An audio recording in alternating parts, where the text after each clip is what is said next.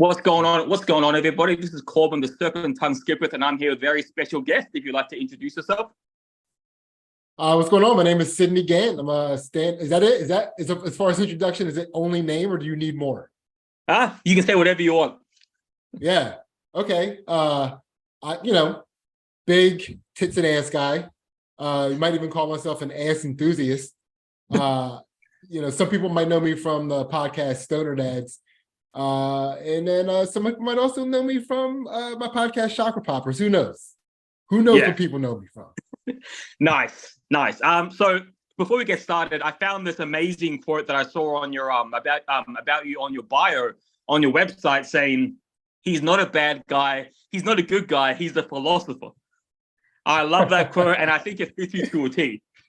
Oh, thank you. Thank you for saying that. I hope that absolves me of accountability and allows me to say whatever the fuck I want. So yeah. Definitely will. All right. So starting off, because I know on the podcast appearances you've been on, like Man Shane and Dad Meets Stoner Dads, whatever, you talk about, your life quite detailed. But like, what was it like growing up for you, and how did you find stand-up comedy or comedy in general? Wow. Those aren't vague questions, first of all. But so I'll start with how I found stand-up comedy. My mom was always really into stand-up comedy. She loved everybody. And Eddie Murphy Raw, I saw, the way she was reacting to Eddie Murphy Raw, and just seeing like a whole bunch of people came over to my house to watch that. Like, so my mom was entertaining guests that particular night, and just the way everybody was laughing and having a good time. I wanted to be able to do that. I wanted to. Honestly, I was hoping that like that would be a thing that I could connect with my mom with, and then use that to convince her to stop doing drugs and leaving me and my brother for days at a time. But no matter how funny I got, she still had fun. So, I got funny, but my mom still enjoyed herself. Do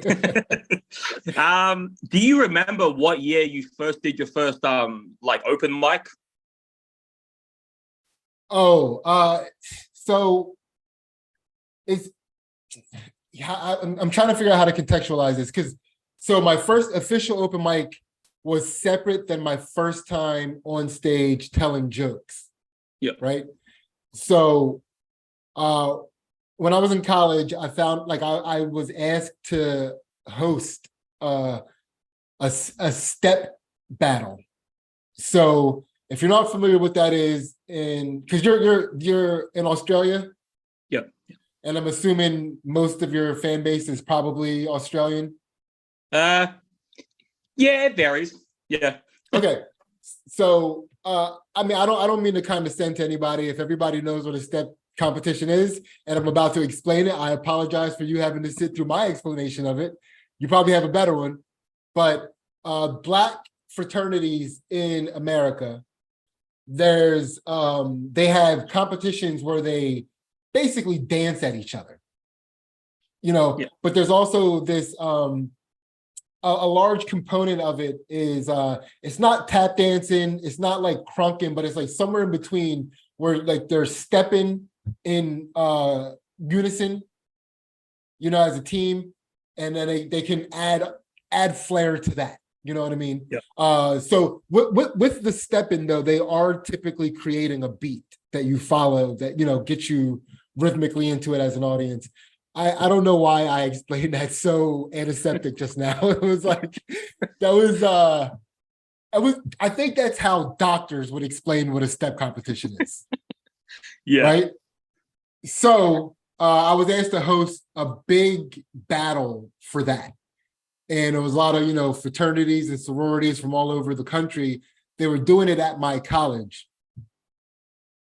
I was one of the few Black people on my campus, and then on top of that, one of the few Black people that showed an interest in, being the center of attention, I guess, enough that they asked me to host it.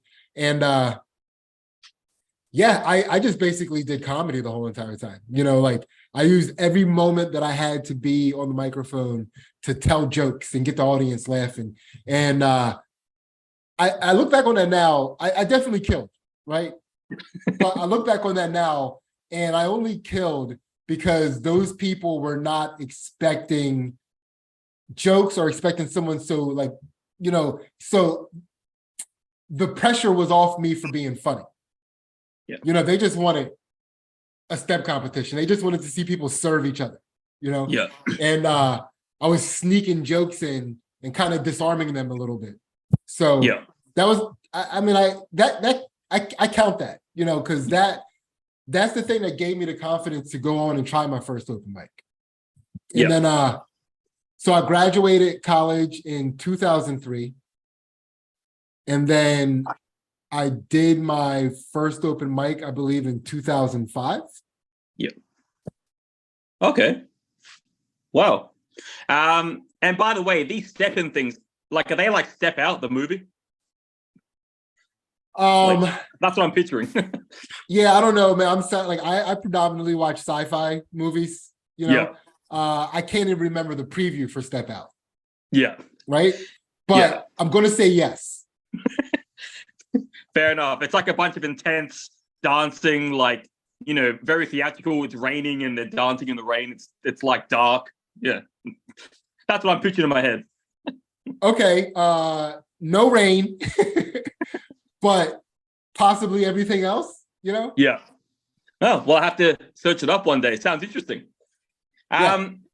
So growing up, did you always have the level of confidence? Because whenever I hear you talk, you always have this, like, not exactly ego, but this confidence about you that, like, makes your presence felt in a room, whatever podcast you're on, wherever you go, you have this unwavering confidence. Have you always had that?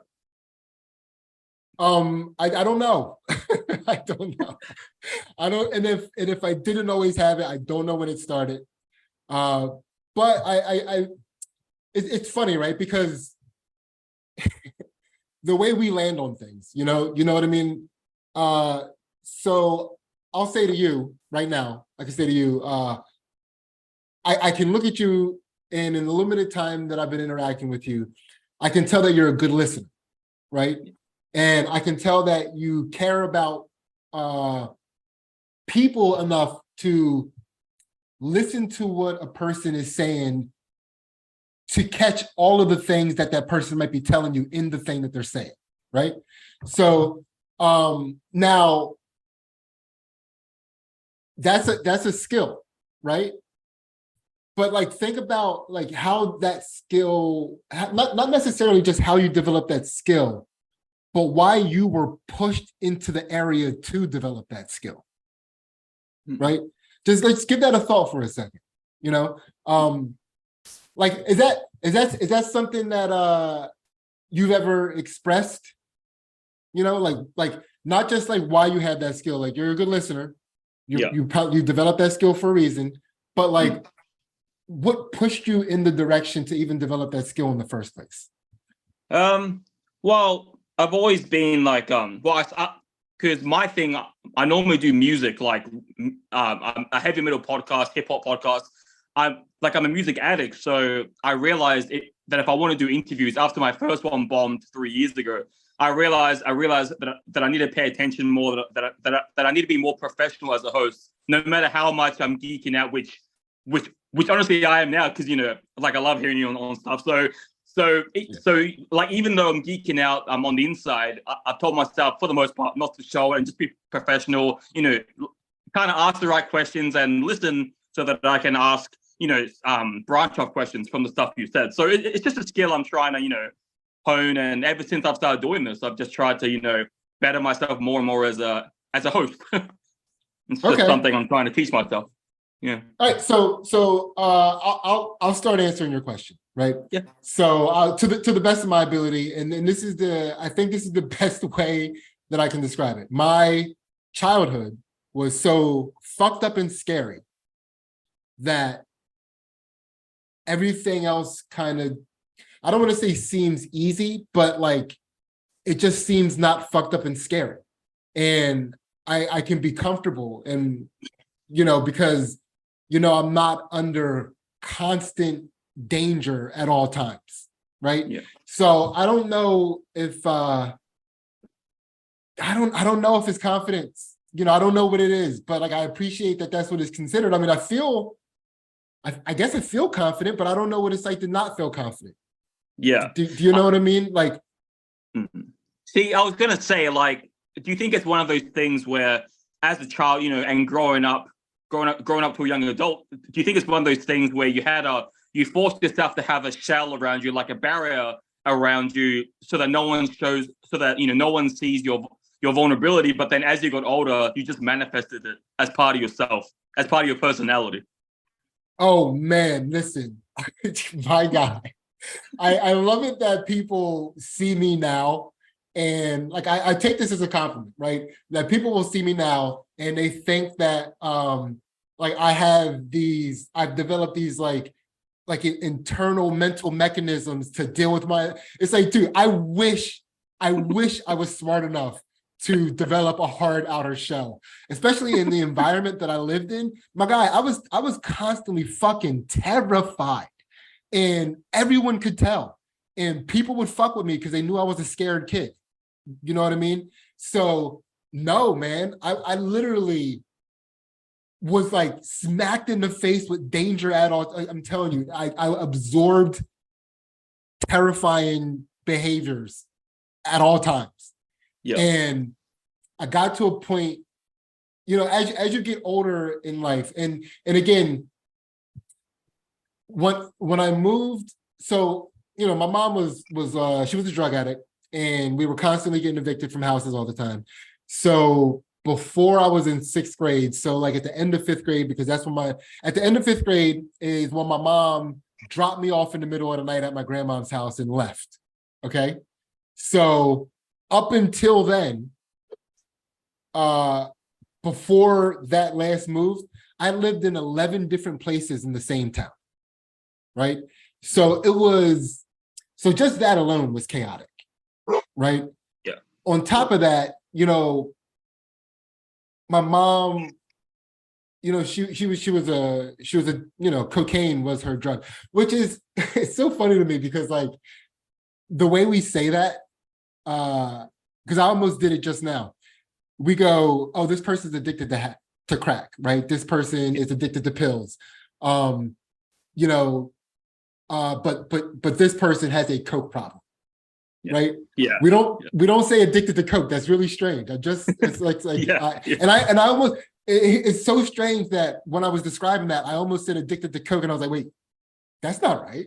Like she wasn't addicted to coke. She had a coke problem, right? Yeah. But anyway, she was addicted to coke. She was addicted to coke. Coke was fucking up her life, and that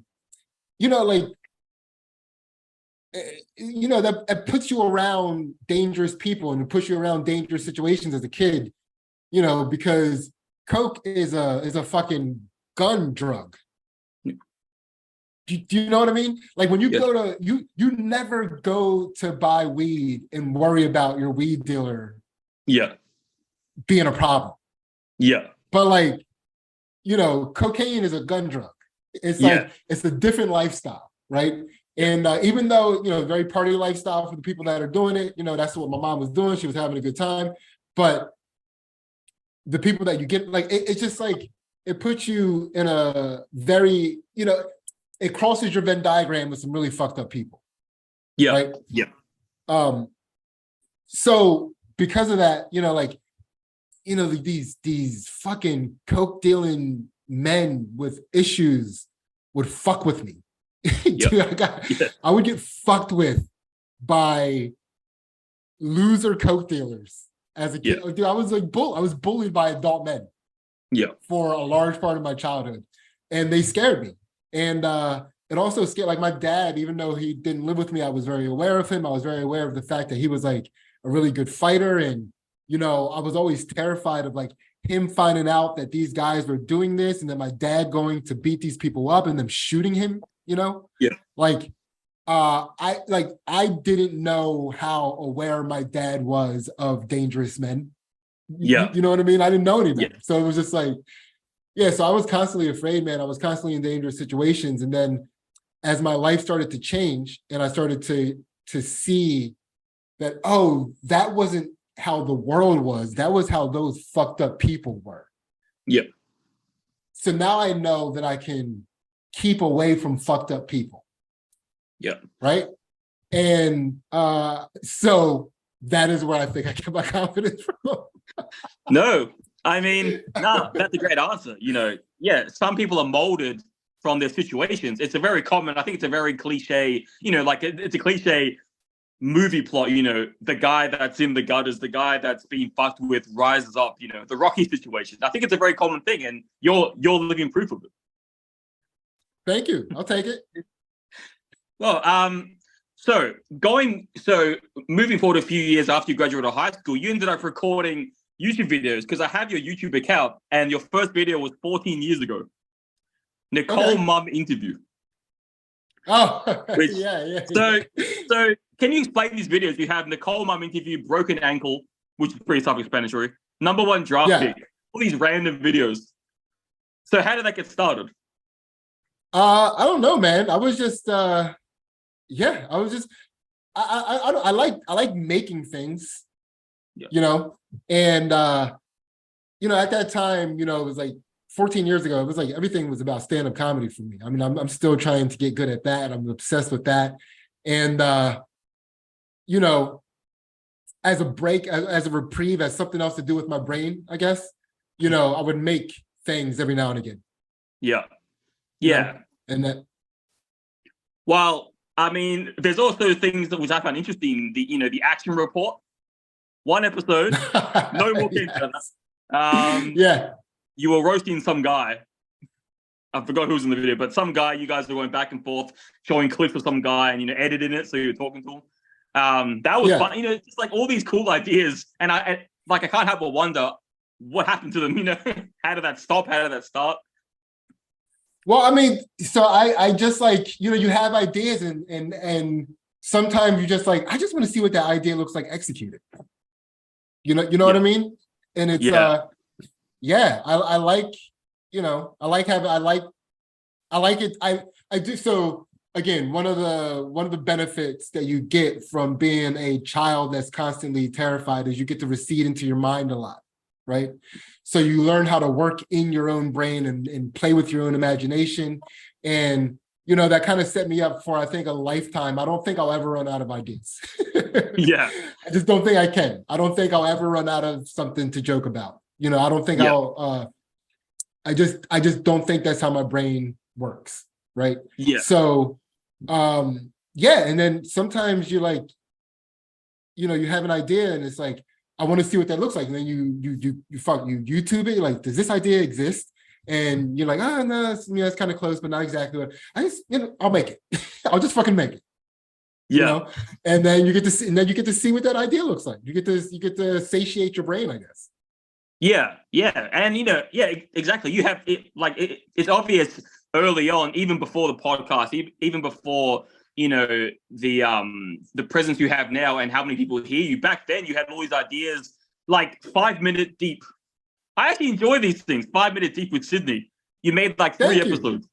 One with Dana, thank you very much. N.A. Poe and Nikki Black. But it's interesting because 5 minutes you talk about what they're into, it was like a gem uncovered because I'm like, oh, this is, it's short, it's interesting, it's captivating, it's different because it's about different guests. And then it suddenly just stops. They're like all these ideas, as you said, you're trying out and then seeing what they look like, trying something else. Yeah. Well, full discretion, there are more episodes of 5 minutes deep, but those 3 were my favorite. Yeah. Those 3 were the best. Those 3. So all of the people that you see in those interviews, they are all stand-up. They were all stand-up comics at the time, at the very least. Yeah. And other people that I interviewed, like one was a sex expert. Another person was like a comic book guy. He was like really into comic. And he's a musician too. He's in a band called Gangsta Grass. And they've been nominated for Emmys and stuff. Like they're kind of big, but they're like a hip hop country fusion group, not but, I mean, that's what they are. I say but because like that's not necessarily a genre that people are like, give me more of that hip hop country fusion, Yeah. But so in their world, in their genre of music, in their niche, they're big, and but like everybody was the comedians were the ones that kind of like let loose, and they were just being vulnerable and being honest and talking, and the other people were doing this weird performative thing that just made everything not work. Yeah. Fair enough. They were trying to play up to the camera or trying to make it more entertaining. Yeah, I don't, I really don't get into speculating on that type of thing. If anything, I felt like they were all trying to they were trying to be their avatar. Yeah. Where I feel like a lot of comedians, they are their avatar in normal life, and when they're getting to express themselves, that's when they're being themselves. So I just think for the people that I'm, it's just those people like turn on, you know what I mean? And I feel like a lot of comedians, when we get on stage, we get to turn something else off. If that makes any sense. Yeah. So I'm curious. So from here, you obviously started the podcast formerly known as Two Jack Bros. Now it's Talk About Biz. Where did that idea come from? When did it start? Okay, so do you mind if I just take you through a quick history of Two Jack? Okay, so when I started clearly you can see that some of the stuff that I did in the past, I did with my wife, right? Mm-hmm. And so when I was about to start a podcast, like I asked her to start the podcast with me, and she really wasn't that interested in it. So I did it with another comedian who he doesn't do comedy anymore, but another comedian, Dave Toper. And that's why it was called Two Jack Bros.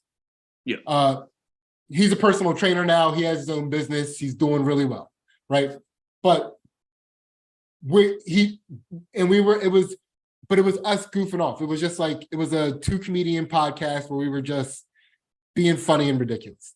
And he started to kind of feel like he wanted out of comedy. Yeah. So I did enjoy doing the podcast, and I always there was always this like Ansley agreed that she didn't want to do the podcast, but she agreed if like something ever happened with Dave, she'd step in and do a podcast with him, right? Yeah. So then that happened. Ansley started doing Two Jack Bros with me. And again, we were just like shooting the shit and having just like being silly, right? And so, and again, we didn't always have video for that, right? So eventually we got video, but we were having a good time, but we always wanted to do something different, because we wanted to do something that would be uniquely ours instead of like her coming on to this podcast and kind of taking it over, and never really knew what to do. And my wife's mother died. She passed away a couple years ago. And in that time period is when I realized that I wanted to do something with the podcast that was I could do my ridiculous comedy and make fun of everything that I want to make fun of, right? And do it the way that I do it. But also have an element of the podcast that other people can latch on to, like all people can latch on to, right?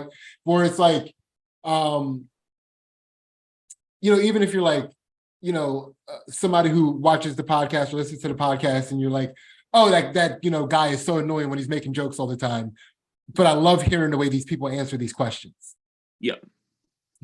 So yeah, it was, something that my mother-in-law would have thought was cool, and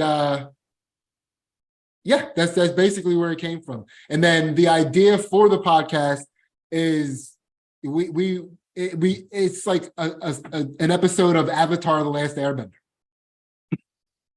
Yeah. So, yeah. Yeah. I definitely would never have thought about thinking of the podcast that way. I do love that show, but I never would have made the dots. But hey, that's an interesting take on it. So I appreciate it. What's it like? Like, because obviously you spend so much time with your wife, on the podcast, and you feature on other people's podcasts sometimes together. Like, what's it like for you to spend so much time? I mean, obviously, like you have like Tom Segura's podcast, Your Mama's House, he's doing with his wife, but like spending so much time together, like it's just like I think for a lot of people spending so much time not only living together, but then spending however many time once or twice a week also with them for the podcast. Is there like some kind of dynamic behind that? Is there something special that you had to like formulate to make that work because of how much time you guys spend together, being parents, etc.? Oh, I mean, I attribute it predominantly to luck. It's all luck. Relationships are very complicated. Individual humans are very complicated. So anytime you have a situation where you're bringing two humans together and trying to make one thing with the two of them, it's always going to be it's not easy. I don't think it's supposed to be. I don't know. I mean, it's not. So I guess it's supposed to be the way that it is. But yeah, we've been together for a very long time. We've been together for 23 years. And so she was 19, I was 20 when we got together, so we were kids when we got together, and we kind of developed a relationship from, childhood up until I'm 43 now. Right. Yeah. So yeah, we're coming up on our 24th year of being like total being together. So, and we moved away. We moved from everybody we knew after college, and we moved out to Texas. So we moved like 2,500 miles away from both of our home bases. So we only had each other then. We got really close then, and I guess we learned how to lean on each other in a way that was, maybe if we got separated from each other, maybe you'd see how broken and codependent we were. But together, it works. Yeah. Right. So, we've been together since we were kids, man. We have a good time. We enjoy each other. We talk about everything. It's like, I always wonder how it is to be with, you get a lot of people get with each other when they're in adulthood, and they find the person they're going to be with maybe for the rest of their lives, or maybe just the people they make kids with. Other than, certain communities who have kids very young. But for the most part, people find that later on in life after they've already matured and developed in a way where they might be set in their ways to some degree, or they might have developed this stern idea of what a person's supposed to be like. And I don't know, we never really had, we were developing together. We were growing together. We were learning what people were supposed to be like together. Yeah. Right. And because of that, it's like, you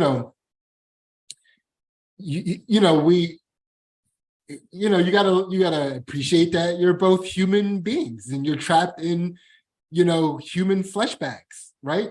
That's important. You're, you know what I mean? I cannot physically help it. I would have to, when a woman walks by, my eyes follow for a second.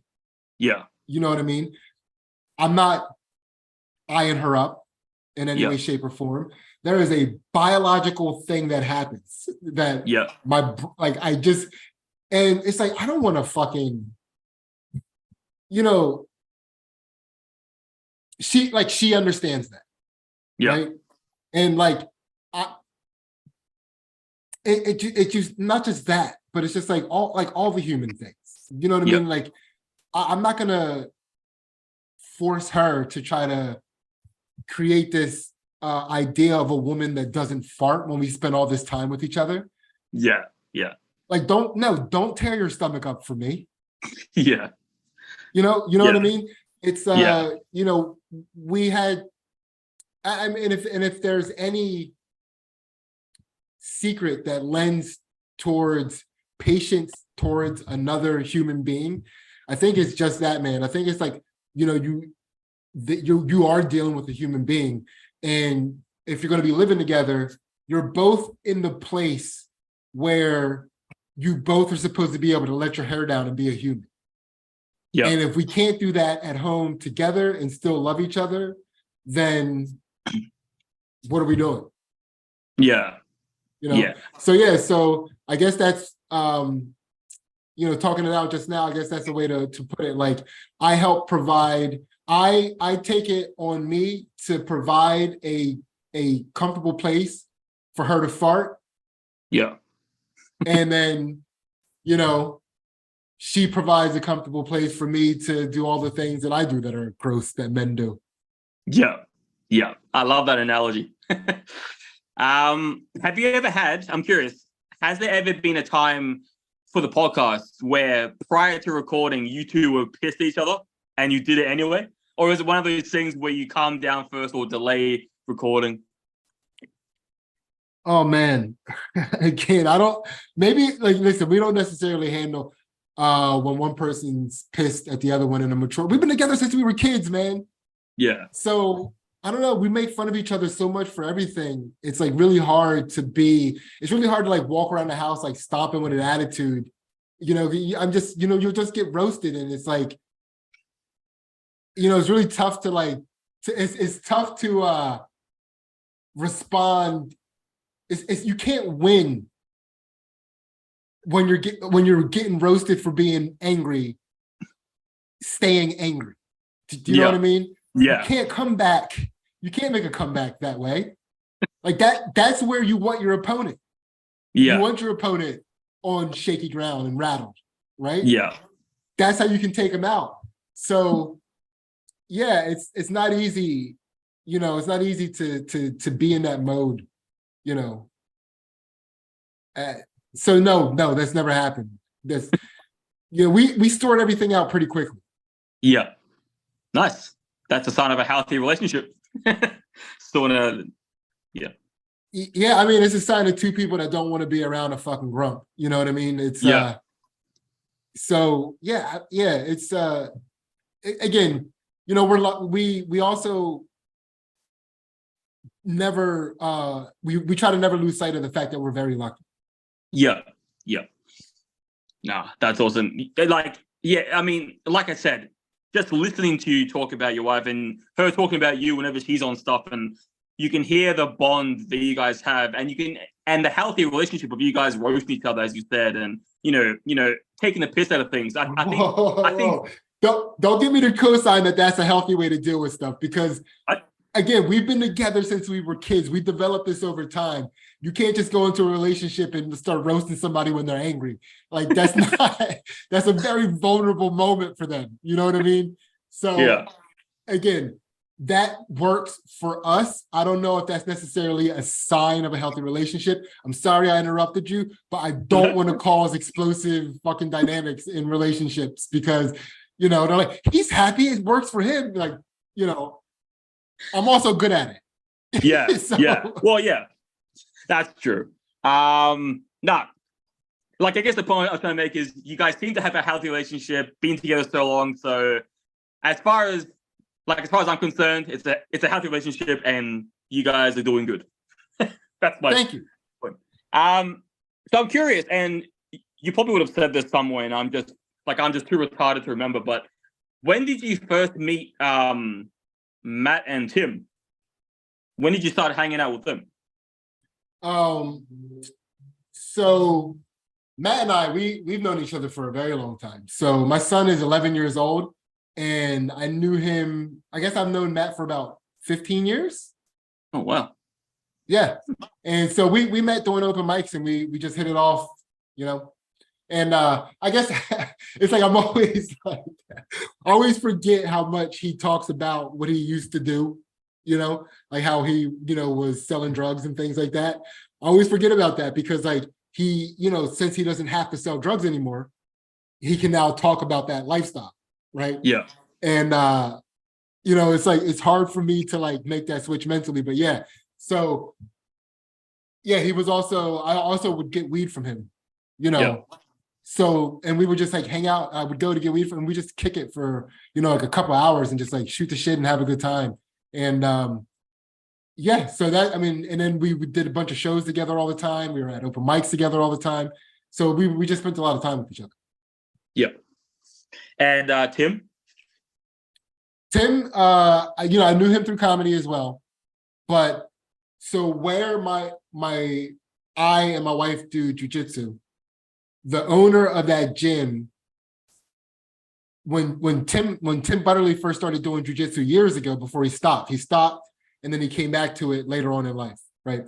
So before then, he trained with who is now the owner of our gym. Yeah. At the time, he was like maybe a blue belt, purple belt, but now he's like, this wizard black belt who, is my wife's main coach and who is the reason that my wife is a world champion, right? Yeah. So Ansley was training there. I wasn't training yet. And then all of a sudden, Tim Butterly showed up one day. I didn't even know they were good friends because Tim wanted to get back into jiu-jitsu and he wanted to do it under Tim Hart, who was our coach. And so that's when Tim and I started spending more time with each other. Yeah. And the idea for Stoner Dads, because I know before the show was out, there was a bunch of episodes where you guys, it was like a bunch of prequel episodes almost, episodes of Stoner Dads before the actual show came together. Who started that idea? Was it like a group effort, all three of you, to make that show? Oh no, that's Matt's idea. Matt's another one of these idea men. I mean, like he's constantly, he's a producer. He'll never be short of ideas, of like solid ideas. Yeah. So yeah, that was all him. I still remember, if I remember my timing correctly, it was when Shane was going to the UK and then you guys took over the Man Shane for a bit. It was you, Matt, and Tim for like a few episodes, came on while he was gone.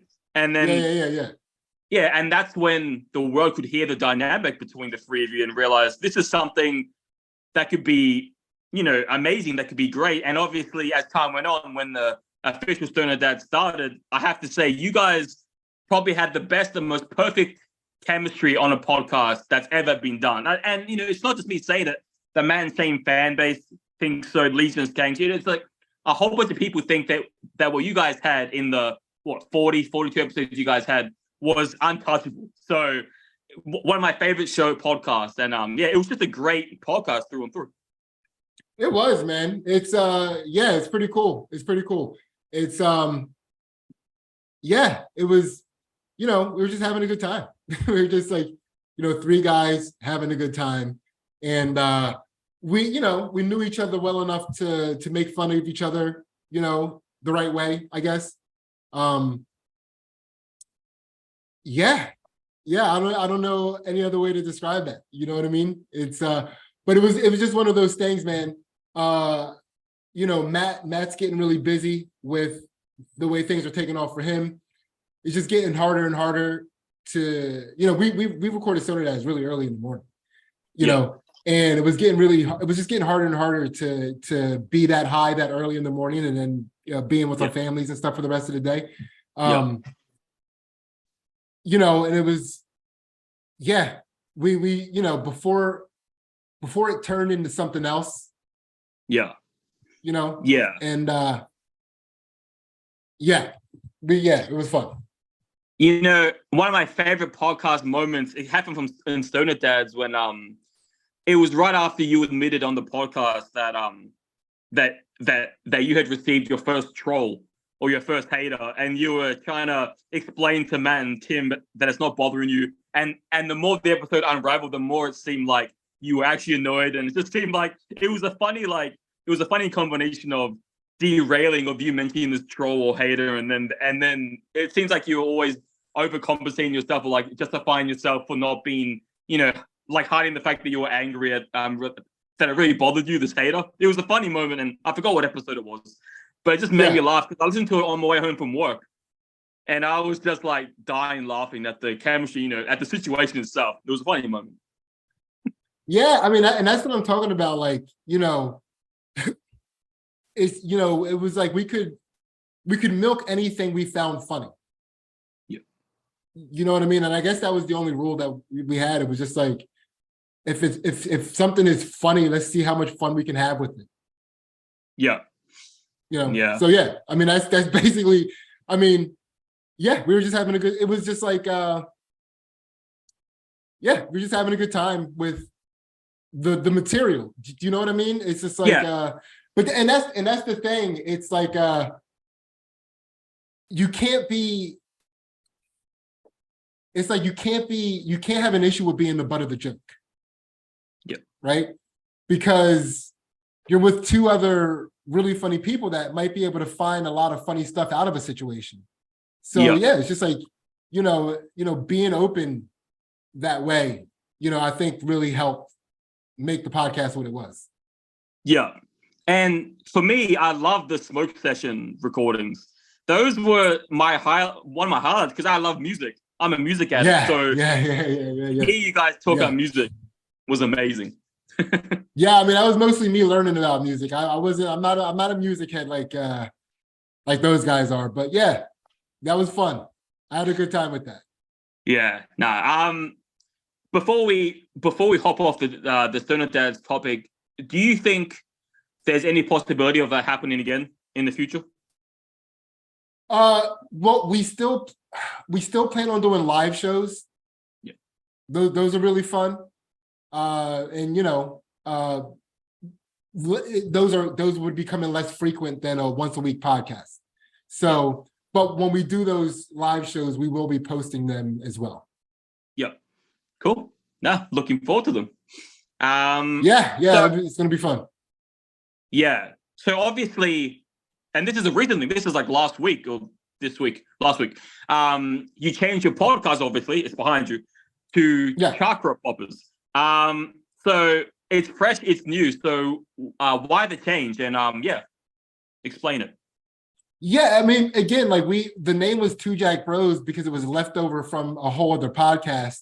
So it didn't really correlate with what we did as a podcast, right? Yeah. So when I tell people what the name, because you go, you perform stand-up comedy, you go out there, you leave it all on the stage. People come up to you, they want to see more of you.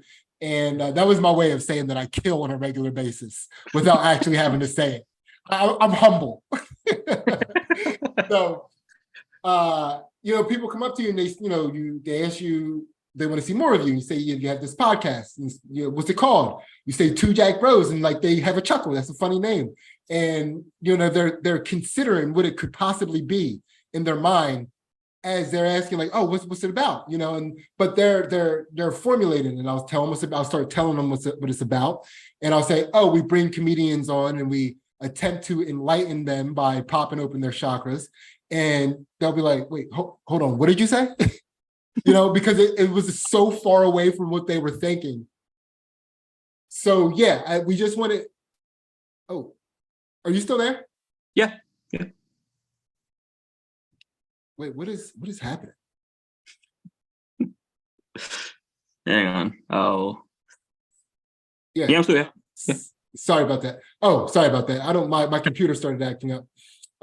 It started like the Siri started responding to me on my Mac. But I apologize. The government, I have so many good ideas. The government is constantly on my ass. They're mining me. Are you kidding me? Chat GTP, that was my idea. Dude, do you guys have Capri Suns? The drink, yeah. The drink? Yeah, Capri Sun big pouch. That was my idea. They used to always come in a little pouch. Yeah. The idea for them coming in a bigger pouch, I used to talk about that all the time. The government is on me. But anyway, so, but yeah, so right there, we say, now when somebody will say, what's the name of your podcast? And I say Chakra Poppers, without knowing anything about anything, they can start lining up closer to what we actually do. Yeah. And so then it's easier for me to explain that it is a comedy podcast, right? Yeah. So yeah. That's why we changed the name. It's just and it's now like now Ansley's not on a podcast left over from before. She's on her own podcast. It's Chakra Poppers. It's her podcast. So it's weird because we've already, we got one episode up. We have another episode coming next Sunday. It's already recorded, but the new life that has been breathed into the content can be felt. Yeah.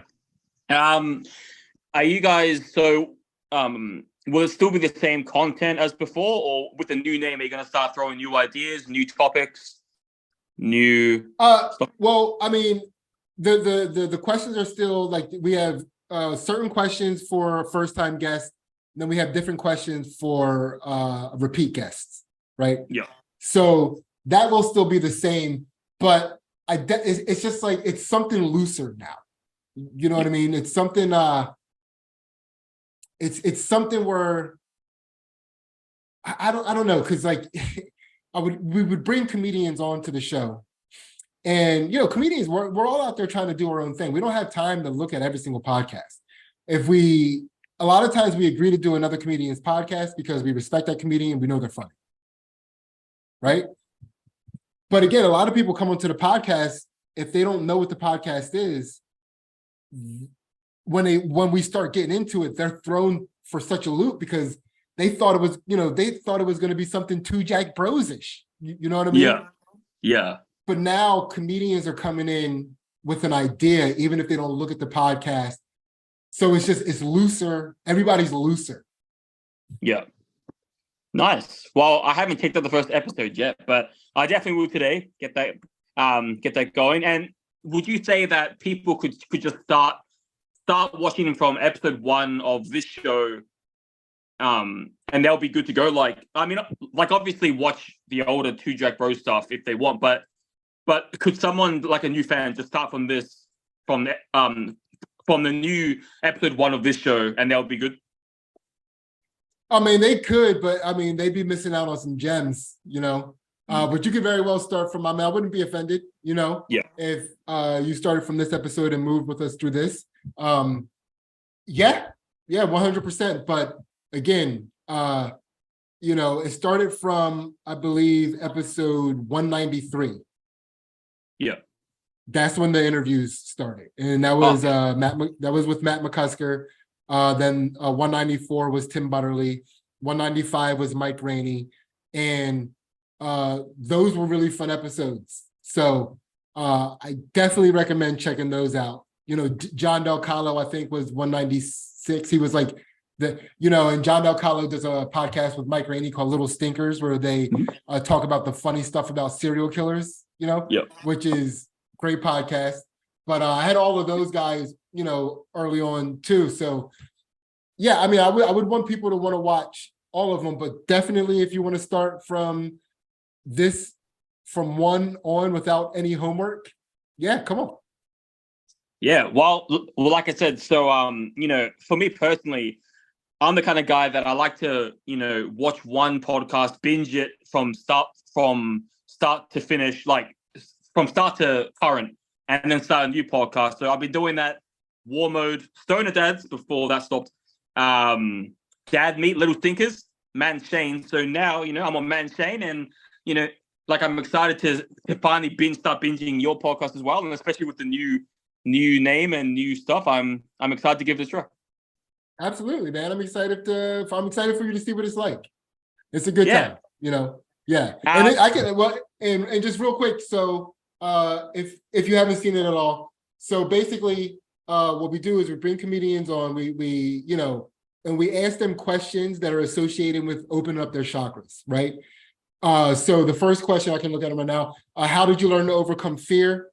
The second segment is a chance for them to apologize to any person, place, or thing, just to set their karma back to neutral. The third one is how do you handle disappointment in yourself or loved ones? The fourth one is what have you learned from grief? Question 5 is your favorite lie to tell, and you get extra karmic points if it's a current lie. Question 6 is, now we're out of the physical questions, we're into the metaphysical, right? Question 6 is something that you used to think was separate, but now you're learning is the same. Question 7 is the last question, by the way. It's one thing you can't give up and why. It's a 2-part question. And what would giving that up mean? So everybody gets those questions. And the fun part about it is you get ridiculous stories pulled out of people that they've never told before, because a lot of people don't think about things this way, and we get to make a lot of jokes along the way. It's a lot of fun. Yeah.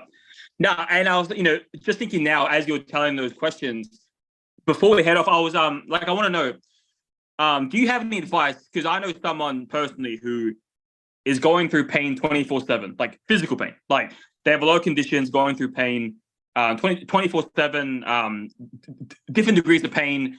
What kind of advice would you give someone like that who is going through pain 24/7, who's struggling, they can't work because they're in pain too much? Mentally, emotionally, they're struggling. What kind of advice would you give someone to just, to just try and live day by day without feeling too depressed or too...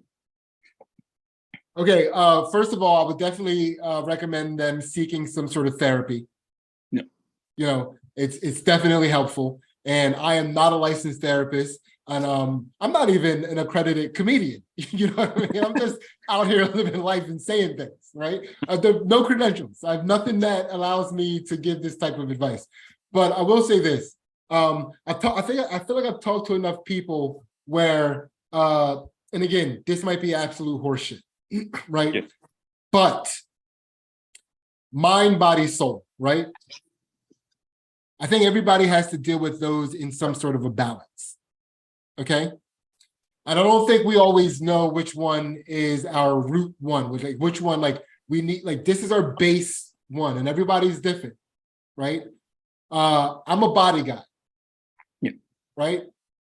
If my body feels good, my brain feels clear, which means now I can create, now I can be funny, and I have something to contribute to people that I feel in return, and that feeds my soul.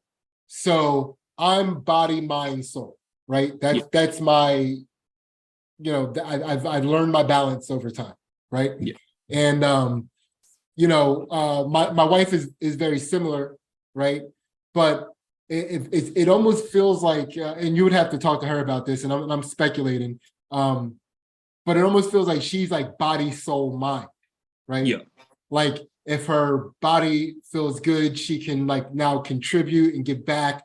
And then when she feels inspired by giving back, that's when she can create, right? Yeah. So, but what we do have in common is that our base is body, right?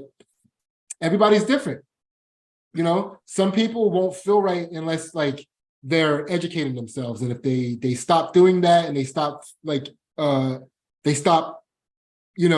making their brain engine better, or flexing the brain muscle or working the brain muscle, once they stop doing that, they start feeling dead inside. And maybe because they feel that way, they get behind in other things, and now they can't catch up, and now they're behind in things, so they don't have time to read, and they don't have time to enhance their brain. And now they're mopey,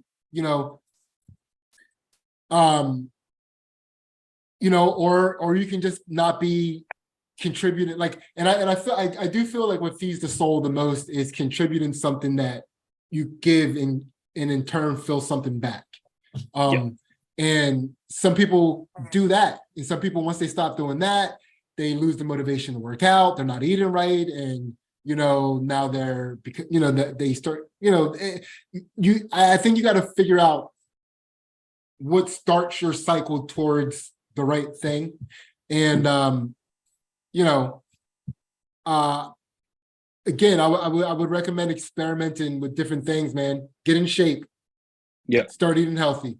See how you feel then. See if you suddenly start having the energy to do more things. He could just have you just chemically have low energy somehow. Yeah. Listen, I'm not a big pills guy. Yeah. I think you might want to find a holistic way to deal with your body so that you can be in control of it. But yeah, there could be a lot of things going on, but answer those questions. Yeah. Are you educating yourself? Are you reading? Are you making yourself smarter no matter how retarded you are? Yeah. Are you doing something to make yourself smarter? Number one. Yeah. Or let me rephrase that. Do you feel good about the things you are doing with your brain? Yeah. Right? Question 2 would be, are you giving to the people around you? Are you finding a way to selflessly give, whether it's your time, whether you're doing something physical, whether are you giving without expecting back? Because I think that's the part that feeds you, the selflessness of an act, right? Yeah. And are you giving? Yeah. So again, no, I have zero qualifications to be saying these things. And I'm only doing it because you asked, and I'm being polite, right? Yeah. But so question 1 was, do you remember what I said? Giving, or are you learning? Are you making sure you're learning even though you're retarded? Yeah. Are you happy with what you're doing with your brain? Yeah. Are you giving? And are you in a physical shape that allows you to feel like you could get yourself out of a dangerous situation if you had to? Mm-hmm. Interesting. Definitely something to ponder on for sure. Dude, that's it, man. I got big at a point in my life, like after college, I've been an athlete my whole entire life. And I even told people when I was leaving college, I am going to be fat next time you see me. I'm going to enjoy not having regimented eating, just chicken and broccoli, chicken and green beans, chicken and, I'm going to enjoy not having a regimented meals. I'm going to enjoy not waking up early in the morning to work out and then going to track practice to work out and then working out one more time before bed. I am going to enjoy not doing any of that shit. I'm going to eat whatever I want. I am going to go to sleep whenever I want. It was, and I got pretty big. And what I remember that was constantly in the back of my mind was that, I wouldn't be able to climb myself out of danger. I wouldn't be able to run myself out of danger. I wouldn't be able to fight myself out of danger. It was just if I was in an area and it started to flood, it doesn't matter what trees are around, I'm not getting up that tree. You know what I mean? Yeah. It's like that kind of thing was constantly lingering in the back of my mind. And I think I had to work against that to feel good. Yeah. No, well, listening to you on all the stuff I have, you definitely are, as far as your life goes, you definitely are an inspiration to people who might be going through the same things as you are, a tough upbringing, a tough neighborhood, a tough childhood. And, I think, you really are an inspiration. Yeah, man, that's what I would say. If you come from a tough childhood, you're an adult, get yourself in as good a shape as you can. And get yourself in such a good shape that if you could go back in time and fight some of the people that dealt you a hard time, you'd fuck them up. Yeah. No, definitely. That's definitely, that's definitely a good perspective on it. I like that. Yeah. Look. God forbid they ever create going back in time. The pressure I would feel to go back and fight people now that I just said that. That's all eyes would be on you. I'm like, come on, you going back? It's all right. You said it. Man up. No. Look, that's all I have for you today. Thank you so much. Thank you for being such a good, first of all, thank you for accepting this interview. Absolutely. I appreciate that you, I just know how hard it is to even ask, so I appreciate that you did.